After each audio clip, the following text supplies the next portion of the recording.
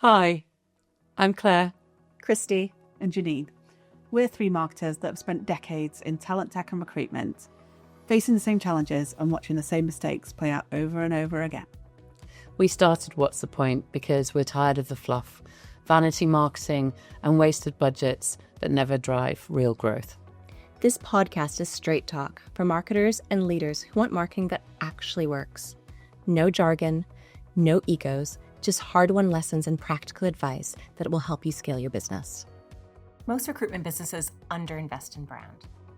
They invest in job boards, in LinkedIn licenses, but they forget the fundamentals of what actually makes your business unique. What's the value proposition? How is that going to attract and retain clients? How is that going to give that candidate or employee experience? And ultimately, how is it going to create that long-term value for the business? That value that goes much, much further than just a single job placement or maybe a quarterly result. So today's episode is just that. Let's talk about brand, and let's talk about how brand contributes to growth.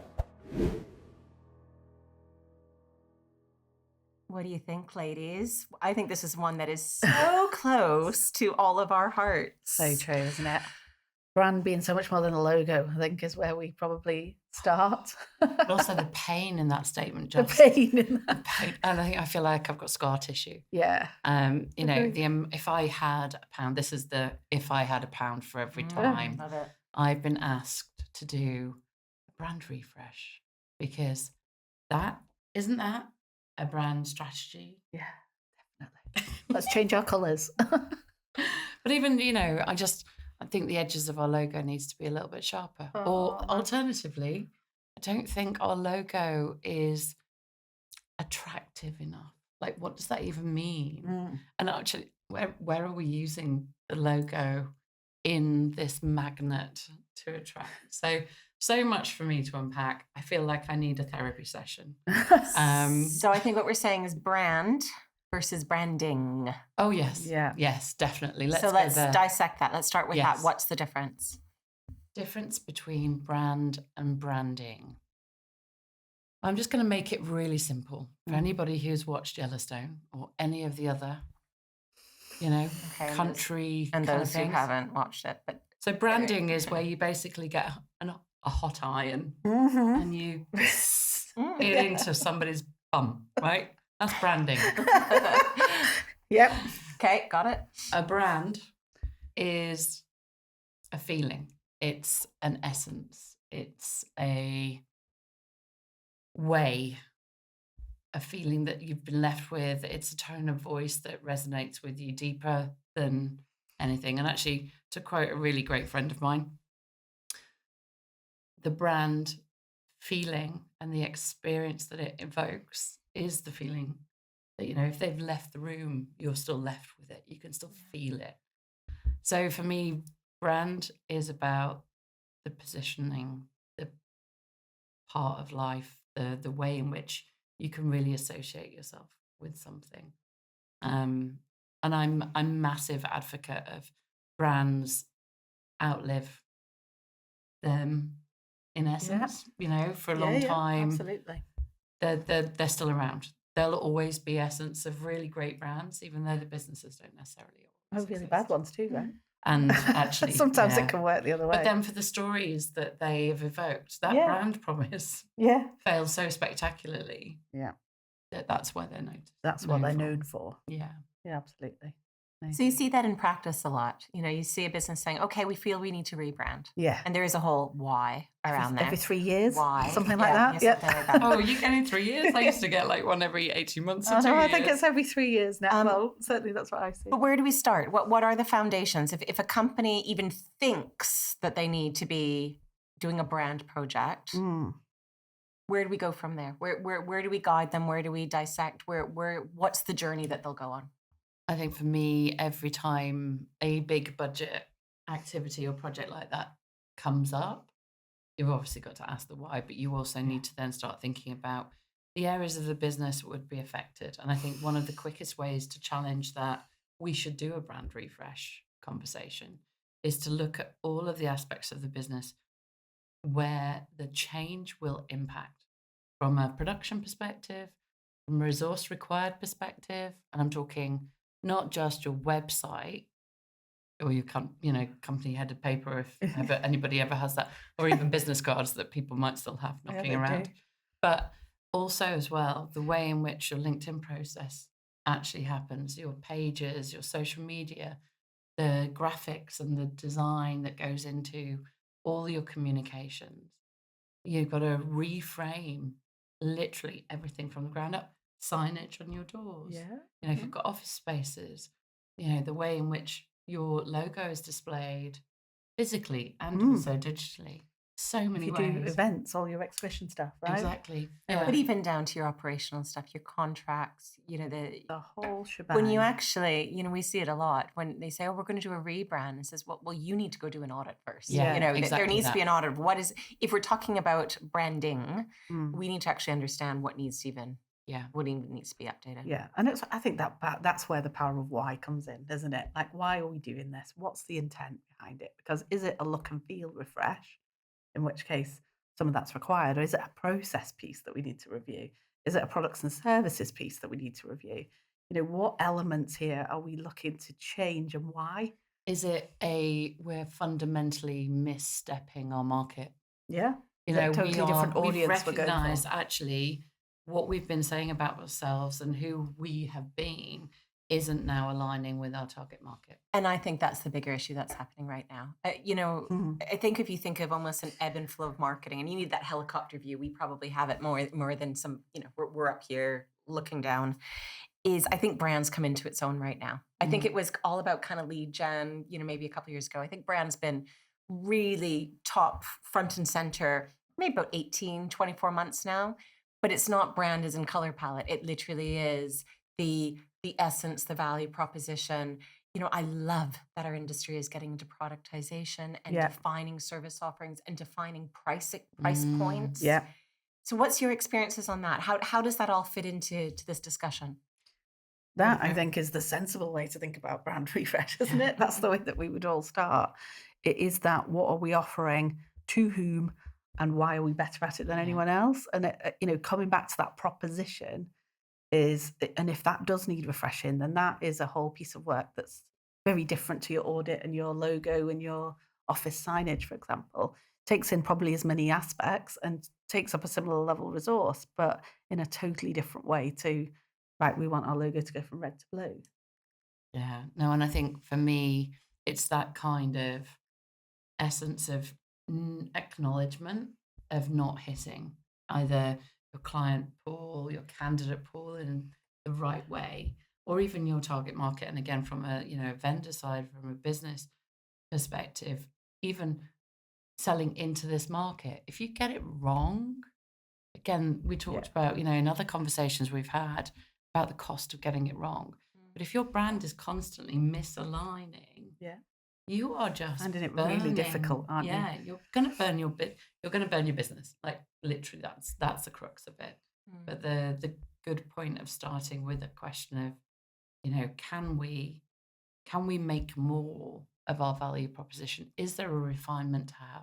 That's not a brand refresh. No. Brand refinement should be always on. Constant thing. And constant. Yeah. It should be constant and always on. It shouldn't be knee-jerk. It should be constant iteration and really, really beautifully aligned with the value that you're getting and that you know that you're getting. Yeah. And I think that's why it's been such a hot topic for 18 months, because I think businesses have struggled with what their previous proposition was, what their previous products were. They're finding it much harder in this market to sell those. You can't just become an RPO.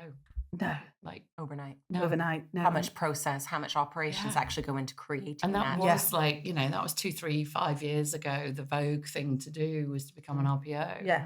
And actually right now, it's really difficult to spin that up, because actually the business need and the value exchange, I think specifically for agencies, isn't in that.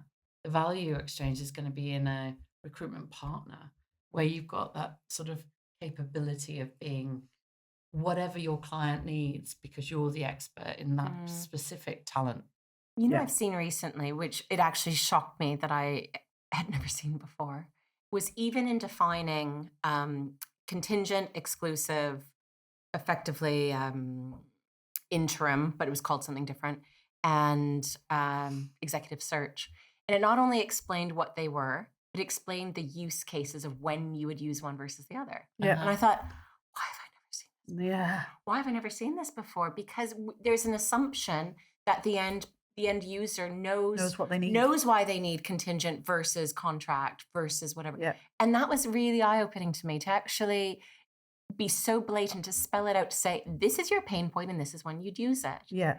I loved it. I mean, what a way to nail a value proposition. Yeah. You will use this when you have this need. Yeah. And actually really brilliantly, again, going back to that point of creating a brand that works for your market, but you also use your brand to make sure you only sell to the right market, right? Yeah. So how brilliant would it be for you to turn around and say, I really appreciate the ask, but we can't help you.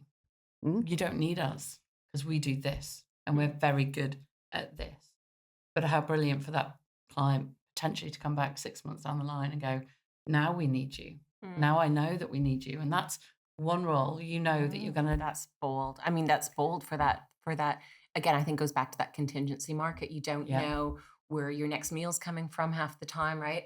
That to turn away business is. But then you get in the trap though, and it's that sort of, you know, ever decreasing circle of being all diluting yourself, diluting your brand. And, yeah.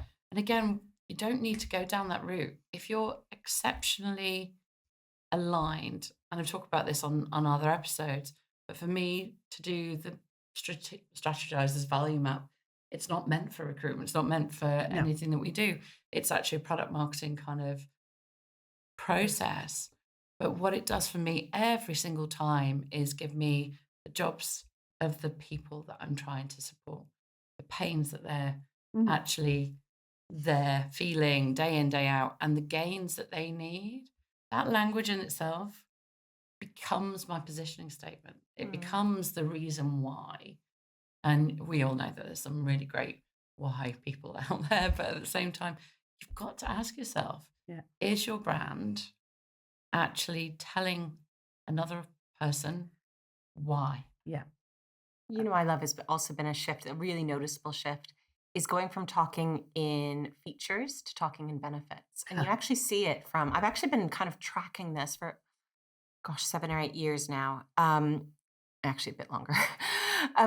But it was the executive search firms did it first. They started talking and I can list off a bunch of them, but unleash the power, see what you get when you have the right talent in place, but done a little bit nicer than that.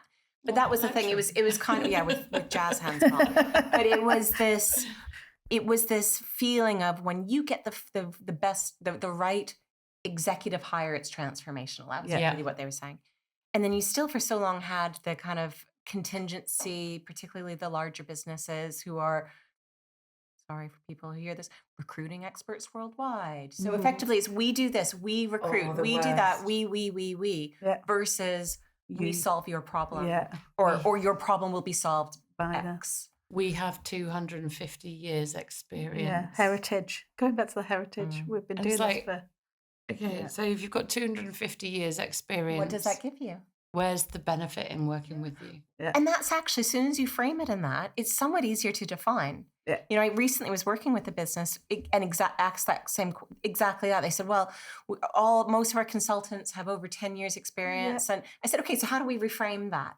And we came up with a statement. They said, "Ooh, well, that's not going to work then for the brand new consultants that come in because they can't live that." I was like, okay, well, let's take it one step further. What does that mean for your company? What are the processes, the methodology that you actually deliver holistically, whether you are somebody with 1 year experience or someone with 10 years experience, and how do you box that up to be a brand? And to be honest, what came out of it was magic. It was fabulous what came out of this.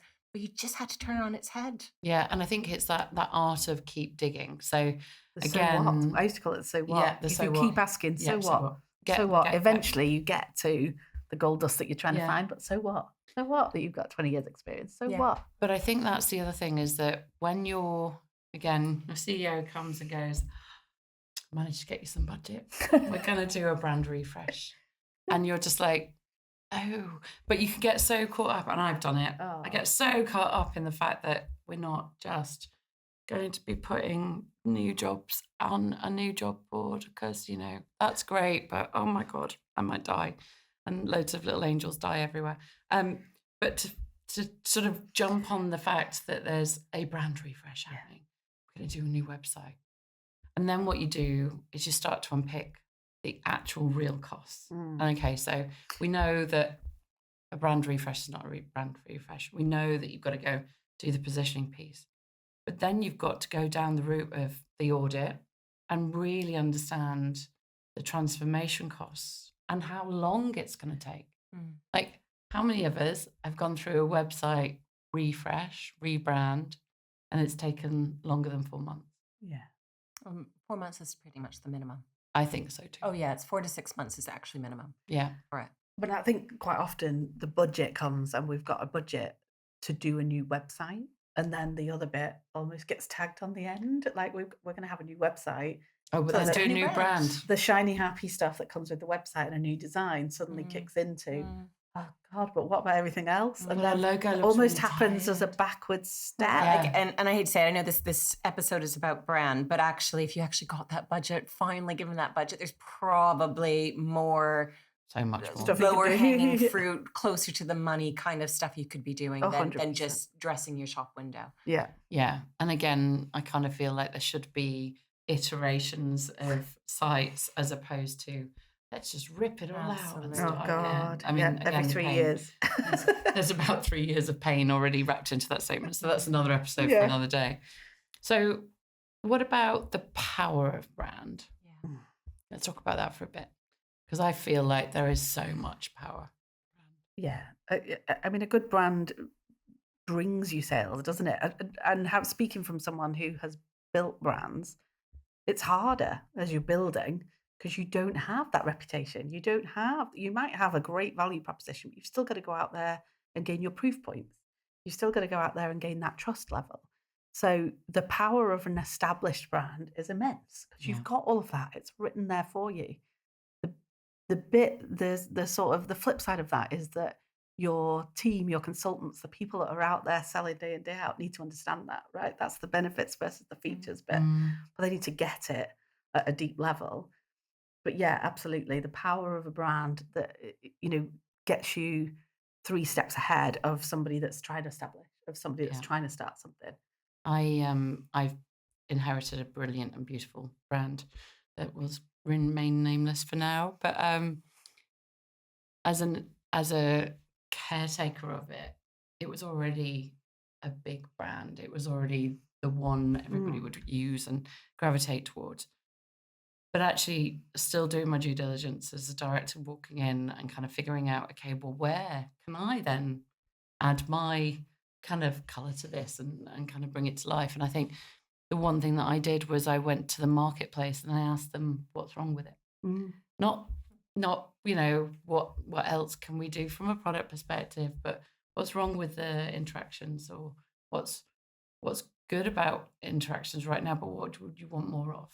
How do you see the brand really playing out? And I had some amazing people give me direct feedback, and as part of my first sort of like 100 days in the job, and really getting under the skin of how did people feel about it right then? Yep. Because then what you can do is you can create that roadmap and you can really start to fix any of the gaps. And it wasn't huge, but actually what happened, because I had that insight, was I was able to really start to curate a very different brand strategy that put us at the center of the recruitment world, which then opened up so much more in terms of market opportunity and relationships and the value of us being there in that conversation, allowing all of the different kind of players to work through us. Yeah. I think love part that. of that though also is remember what brand, going back to that brand versus branding. Yeah, Brand is every touch point somebody gets.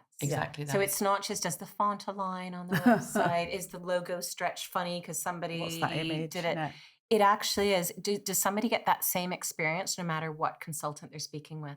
Do they get that same, maybe not experience, but same feeling and spirit when they're talking to the accounts team, when they're submitting a timesheet, when they're going online and applying for a role and it's not working, the button or the it's a million questions that they have to Every answer. point. It's looking at every single touch point and how the value proposition is almost just the first step of it. Once you nail that, that's actually where the hard work starts. And it transcends marketing because we can't be responsible for all of this, but how does it feed through to training and development for the consultants or other functional operational staff?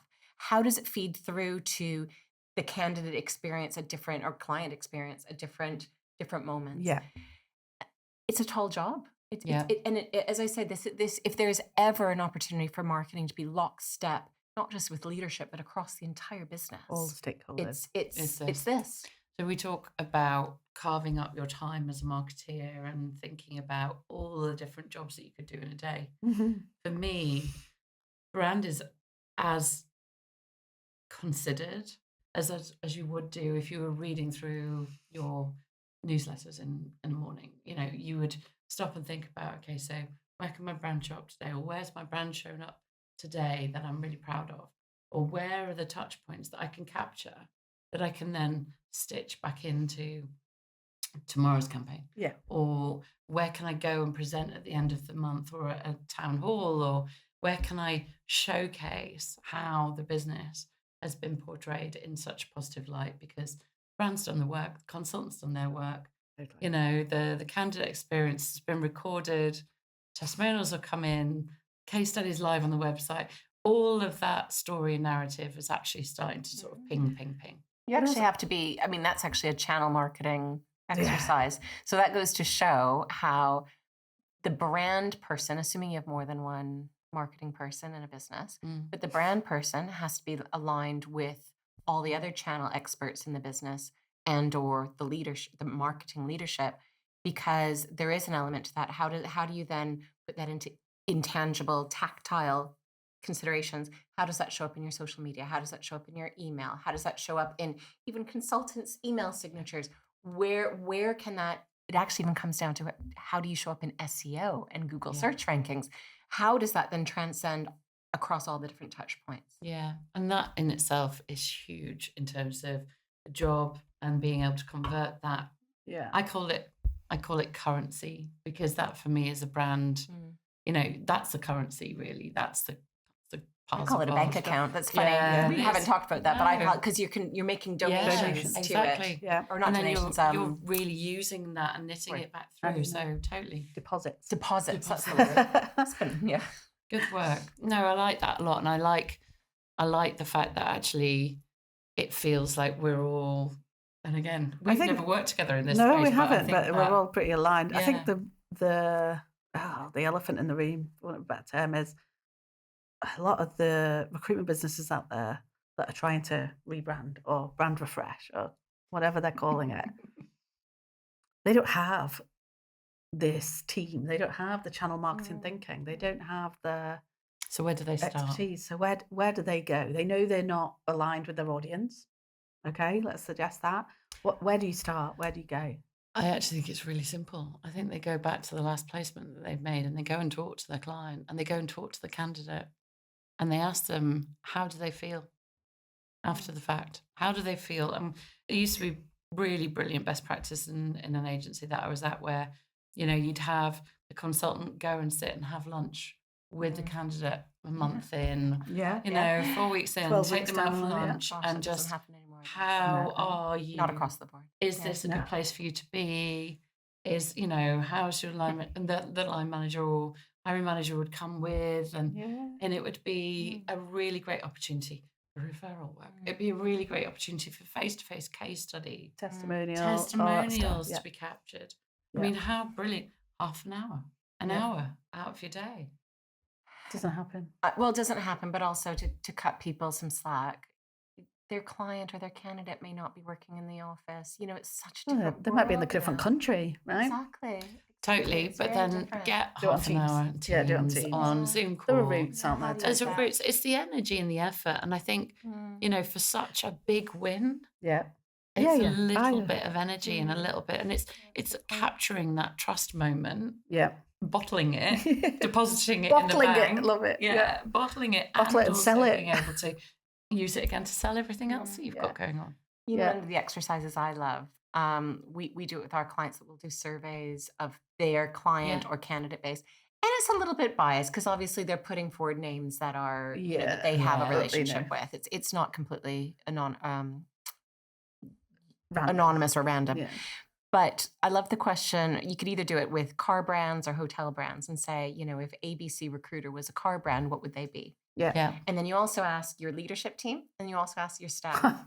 And you'll see what comes out of this. You see massive differences of, you know, oftentimes you'll see that the client actually will end up saying, oh, you're like a Volkswagen, which is actually okay. You know, dependable, is that whatever. Middle of the road.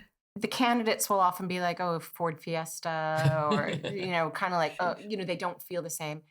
The consultants will often feel, they kind of build it up a bit. You know, they'll often be, oh, you know, maybe they'll be an Aston Martin. Or something. The point of this being, and actually, and then you don't necessarily want to be a Ferrari because a Ferrari is not even, that's not accessible to most people. So the point of it is as a collective business, and maybe you want to be an Aston Martin, but maybe actually where the money is being a Volkswagen. That's okay. That's okay. Plenty of people. But the point of it being is that if there isn't alignment there, something is off. Yeah. Something is off. Something's off in the messaging, in the experience, in the service offering, whatever, that there has to be an alignment. Yeah. That's center check for sure. And I think you talked about surveys, and I think that's one of the most valuable tools. I used to love that. Is it really used anymore? How much of a pain in the arse is it? I get it. It is, but it's so valuable. And the insight that you get, I think, that in my experience, that you're perhaps not even expecting some of the points that you get. You know, and if you are someone that's looking at a sale or an exit at some point, that will be something that's looked at. Your clients will be interviewed, not always the ones you pick either, right? So, you know, knowing that in front, getting that advance warning is also really valuable. Yeah, I really love that whole sort of gathering the storytelling piece, but also as well, let's talk practically. If you're the solo lonely marketeer in that space, how are you possibly able to get that in place? And again, you know, thinking practically, do you just sort of go in this period of my year, I'm just going to do case studies, or I'm just going to go out? Do you have it as an always on? Yeah. How does that process practically work back through from the consultants to, you know, your operational directors all the way back through? If you're on your own, you've got to use what you've got, right? So you need to use some of those meetings where they happen, but, you know, try and make that part of the process. We're getting testimonials. We are getting to have that question. We do NPS, but we're going to add one question on. You know, those, use what's there. Yeah. And I think that's the bit with any lonely marketer, right? Any solo marketer has to get so much more out of any activity. So use the resources that are there. Get the consultants to all ask that two questions when they're on the phone for the next month. Yeah. And track it all back. You know, whatever it is, there are routes to finding something. Now, this is also the beauty of all the AI subscription tools. Of course, record it and then pull it back. Yeah. Transcriptions, sorry, not subscription. Yeah. That you can, I realize there's often sensitivities about anonymity or, you know, but if all you're doing is getting it to pull at least you're collecting it. At least you're collecting it. And you can make it anonymous. You know, it's at least you have something. Yeah. I just add to that as well is it goes back to having a plan and for the marketer, a plan with deliverables, saying, okay, every month I need to deliver 2 case studies. Yeah. And I know sometimes they feel helpless because it's not coming to them. But that proactivity being like, well, that is my service level agreement to the business is that I deliver this every month. That proactivity to just say, okay, I got to get it. Oh, it's the middle of the month. I don't have it yet. You know, just getting on top of it. Don't let it slip. But I think also as well, let's just underpin that case study definition. Case study is not placement was made. I did my job. I found the right person for the job. I found a really good person. They accepted. They haven't started yet, but they accepted, and the invoice is out. That's or not a case found the right study. person and they started. Not a case study. They're still there. That's even I that's think not that the case study. this actually aligns so well with what you were saying about that post aftercare piece. Yeah. Because the stuff that I really love in a case study are, did it save after 6 How much months, time? how much Yeah. time did it save them? Did they save them money? Are they still in post after X number of time or But also years? the productivity of being in post and having someone found within that short period of time. Yeah. They may have not opened the rec, or the rec might have been open for 6 months and then you guys just got it. And within a week you had it, nailed, and people in interview, and of the 7 people that went through. And the client was able to achieve X because yeah. you did it so fast. Yeah, And so it's again, finding that the story, isn't yeah, it? Like that find the story. person that's been out of the work. We've had one of those where it was one person, one job, but that person had been out of work for months and was on the verge of selling his house. It's those stories that you pull. The life That's story, the human bit the that human. then makes that case study so much more valuable. There's definite storytelling that needs to be throughout all of this from a case brand study. versus logo perspective. Okay. So on that, so if we, it's just, kind of a couple practical things. Brand for attracting clients and creating tangible results on the client side. What would that look like? A couple ideas. Testimonials, case studies. Literally show me someone who's like me that has worked with you. Tell me a really impactful story. Again, from a business like mine that's worked with you and you've got delivered results. Yeah. It is benefits, isn't it? Reputation, I think we've said benefits. it, but it's beyond features. Yeah. It's into what difference will it make to you, to your business, to you as a candidate? What difference does it make? So I was going to say candidate. What does brand for candidate look like? I think similarly, but candidate is show me your area of expertise in the career path or the industry that I know I want to be in. Show me how you've best represented someone like me and given them the stuff that I just want. I want great lifestyle choices, whatever it might be. I want the right salary. I want the right organization. I want to be in a culture where I am really valued. And if you can talk those elements, not just the remuneration and the spec, but you can talk to the brand promise of your client. Like, we haven't really touched on that. No. But if you can go and grab aspects of the employer brand of the organization you're representing, when you're talking to those candidates, you're able to give them a real taste of what it feels like to be in the door, in that seat that's empty right now. It's got their name on it. And that's the compelling. FYI, it's more than just reiterating their benefits package, because I hear that a lot. Oh, well, we share the employer brand. And I'm like, what do you share? Oh, well, their benefits package. Yeah, because it's on their website. Yeah. No, it's got to be like, what does it actually really feel like to be in that company culture? Yeah. And who else do you know? Like, again, that networking piece and knowledge and understanding of an organization, bring that to your candidate experience, and it heightens everything instantly. Experience is the key, isn't it? So, as an agency, your brand from a candidate perspective is yes, about what roles and what that employer brand promise is the potential in your future, but it's also about what promise are you making me as my consultant. It is about the getting back. It's that experience that we've talked about for too long, but still is a negative in our industry. It is about getting back to people. It is about giving feedback whether or not they got the job. It is about helping people where you can help them and being really clear where you can't. It's just not enough. I mean, again, this is not the podcast for anybody who doesn't reply to every application. But it's still happening, right? It's still out there, and the volumes of applications that are coming in this market are huge. I get it. Are enormous, but it doesn't mean that brand should be about that experience. And let's be clear: if you're not replying to everyone, and that's part of your brand, then you need to be transparent about that, and people will choose whether to apply or not, and whether to be a candidate of yours or not. But don't promise it and then let it. No, don't do that. It not happen. And that's actually, the again, difference. that's being bold. Turn around and saying, look, we get so many applications. We're really sorry from the get-go. If you don't hear from us, it's because you haven't been successful. Just be bold up front. Because again, if that's your reality, own it. Own it. Absolutely. I like that. So the playbook, 3 things.